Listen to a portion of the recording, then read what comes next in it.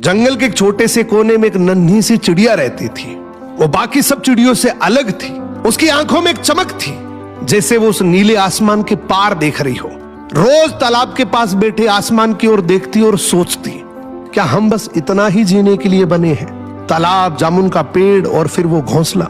एक दिन यही सवाल उसने बाकी चिड़ियों से किया, क्या हमारी जिंदगी बस इतनी है? क्या इसके बाहर कोई दुनिया नहीं है?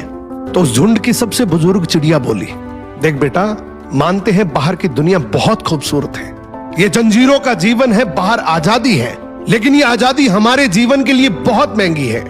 बाहर शिकारी होते हैं, धूल भरी आंधियां होती हैं जो सिर्फ पंख ही नहीं, हौसले और सपने तोड़ देती हैं। पर इस छोटी सी चिड़िया का दिल नहीं डोला। इसने ठान लिया, जो डर के पीछे छुपा है शायद वही असली उड़ान है। अगली सुबह ये नन्ही सी चिड़िया अकेले उड़ चली उस अनजानी दिशा की ओर जहां उसके सपने रहते थे।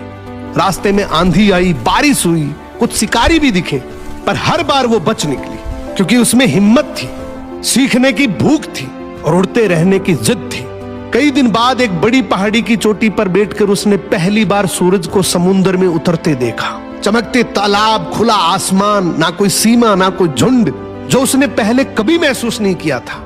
उसकी आंखों में आंसू थे, डर के नहीं, खुशी के, और मन ही मन सोच रही थी कि अगर उस झुंड की बात मानकर डर जाती तो शायद मैं ये कभी जान ही नहीं पाती कि मेरे में इतनी प्रतिभाएं हैं, मेरे अंदर इतनी कैपेबिलिटी है।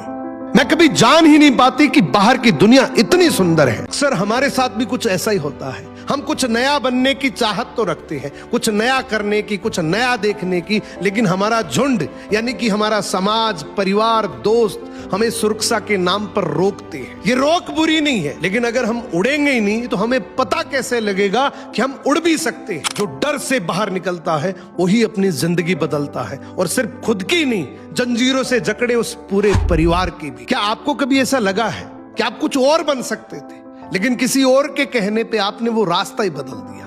कमेंट करके जरूर बताना।